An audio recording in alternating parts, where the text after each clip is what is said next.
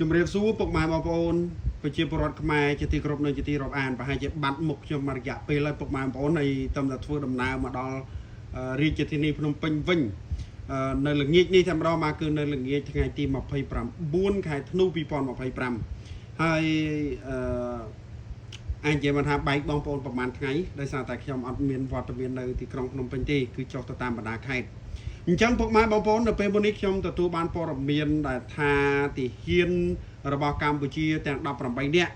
អាចនឹងមានពលឺនៅក្នុងការដោះលែងត្រឡប់មកវិញបន្ទាប់ពីបាទលោកឧបនាយករដ្ឋមន្ត្រីប្រាក់សុខុនរដ្ឋមន្ត្រីក្រសួងការបរទេសកម្ពុជាបានធ្វើការទប់លាយក៏ដូចជាលើកឡើងនៅព័ត៌មានទាំងនេះឧបនាយករដ្ឋមន្ត្រីប្រាក់សុខុនបើគ្មានអ្វីប្រែប្រួលនោះទេមក12ថ្ងៃត្រង់ស្អែកនេះកម្ពុជានឹងទទួលស្វាគមន៍វរៈកងទ័ពទាំង18នាក់ដែលថៃប្រគល់មកវិញឧបនាយករដ្ឋមន្ត្រីប្រាក់សុខុនរដ្ឋមន្ត្រីក្រសួងការបរទេសនិងសហប្រតិបត្តិការអន្តរជាតិតាមរយៈសន្និសីទសារព័ត៌មាននៅថ្ងៃទី29បាទខែធ្នូឆ្នាំ2025នេះបានឲ្យដឹងថាបើមិនមានអ្វីប្រែប្រួលនោះទេនៅវេលាម៉ោង12ថ្ងៃត្រង់ថ្ងៃទី30ខែធ្នូឆ្នាំ2025កម្ពុជានឹងទទួលស្វាគមន៍វរៈកងទ័ពទាំង18នាក់ដែលថៃចាប់ខ្លួនកាលពីពេលកន្លងទៅត្រឡប់មកប្រទេសកម្ពុជាវិញឧបនាយករដ្ឋមន្ត្រីប្រាក់សុខុនបានថ្លែងយ៉ាងដូចនេះថាយើងក៏ត្រៀមលក្ខណៈហើយសង្ឃឹមថានឹងមិនមានបញ្ហាអ្វីកើតឡើងពីនេះបាទដល់ម៉ោង12ថ្ងៃត្រង់ស្អែកថ្ងៃទី30ខែធ្នូ2025នឹងបានទទួលស្វាគមន៍ទាហានយើងទាំង18នាក់ដើម្បីគាត់បានវិលត្រឡប់មកផ្ទះសម្បែងជួបជុំគ្រួសារប្រពន្ធកូននិងពុកម្ដាយរបស់គាត់វិញដោយសុវត្ថិភាពនេះជាលទ្ធផលដែលយើងសម្រេចបាននៅក្នុងកិច្ចប្រជុំបាទ2ថ្ងៃកន្លងទៅនេះអញ្ចឹងពុកម៉ែបងប្អូនបានរយៈពេល2ថ្ងៃនេះគឺលទ្ធផលគឺចេញមកហើយបើតាមឧបនាយករដ្ឋមន្ត្រីប្រាក់សុខុនការសម្រេចដោះលែងវរៈកងទ័ពកម្ពុជាទាំង18នាក់នេះគឺផ្អែកទៅតាមស្មារតីនៃកិច្ចប្រជុំកាលពីពេលកន្លងទៅពិសេសកិច្ចព្រមព្រៀងទីក្រុងកាឡាឡាំពូកាលពីថ្ងៃទី26តុលា2025និងក្រោយរយៈពេល72ម៉ោងដែលបទឈប់បាញ់បានចូលជាធរមានកាលពីថ្ងៃទី27ខែធ្នូ2025បានអញ្ចឹងមានន័យថាពុកម៉ែបងប្អូនចាប់ពីពេលចរចាមកដល់ពេលនេះគឺអាចនិយាយបានថាចេញផ្លែផ្កាហើយបាទគឺអាចនឹងមានការដោះលែងលោកបញ្ជាក់ទៀតថាពាក់ព័ន្ធទៅនឹងការដោះលែងភាគីថៃក៏បានជូនដំណឹងរួចរាល់ហើយទៅកាន់គណៈកម្មាធិការ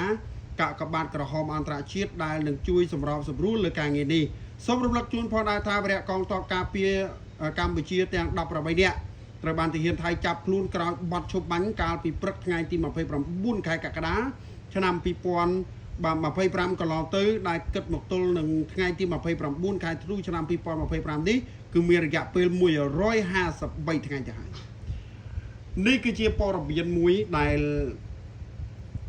ខ្ញុំចង់ឮខ្ញុំចង់ឃើញហើយពុកម៉ែបងប្អូនក៏ប្រហែលជាចង់ឃើញដូចខ្ញុំដែរអញ្ចឹងពុកម៉ែបងប្អូនប្រហែលជាដឹងថាវរៈកងទ័ពការពារព្រំដែនរបស់យើងគឺត្រូវបានគេហៅថាគេចាប់ខ្លួននេះគឺក្រោយបាត់ឈប់បាញ់ទេមិនមែននៅក្នុងការប្រយុទ្ធគ្នាទេបាទមិនមែននៅក្នុងការប្រយុទ្ធគ្នាទេអញ្ចឹងឧបនាយករដ្ឋមន្ត្រីក្រសួងការបរទេសនិងសហប្រតិបត្តិការអន្តរជាតិប្រាក់សុខុនលោកប្រាក់សុខុនគឺបានធ្វើការលើកឡើងហើយបើចាប់ពីម៉ោងនេះរហូតដល់ម៉ោង12ថ្ងៃស្អែកមិនមានបញ្ហាអ្វីទេបាទភាគីថៃនឹងសម្រាប់បញ្ជូនទាហានទាំង18នាក់មកកម្ពុជាពុកម៉ែបងប្អូនប្រហែលជាដឹងហើយថាទាហានកម្ពុជាដែលគេបញ្ជូនមកគឺមានសភាពគឺពិបាកនៅក្នុងការមើលមែនទេបាទមករយៈពេលមុនគឺមានបញ្ជូនមកកម្ពុជាយើងម្ដងហើយដូចជា2រូបកម្ពុជាគឺមានបញ្ហាមានពិការភាពអីច្បាស់តែ18នាក់នេះបើតាមព័ត៌មានដែលខ្ញុំទទួលបានគឺនៅមានសុខភាពល្អបាទមានសុខភាពល្អដូច្នេះពុកម៉ែបងប្អូននេះគឺជាព័ត៌មានមួយដែលល្អសម្រាប់ពុកម៉ែបងប្អូនហើយពុកម៉ែបងប្អូនប្រហែលជានឹកខ្ញុំហើយខ្ញុំក៏នឹកបងប្អូន2-3ថ្ងៃនេះគឺមិនបានធ្វើវីដេអូអ្វីទេដោយសារតែខ្ញុំមានភារកិច្ចចុះទៅតាមបណ្ដាខេត្តហើយចាប់ពីពេលនេះទៅគឺខ្ញុំនឹងអាប់ដេតព័ត៌មានជូនពុកម៉ែបងប្អូនជាចុងក្រោយបាទសូមជម្រាបលា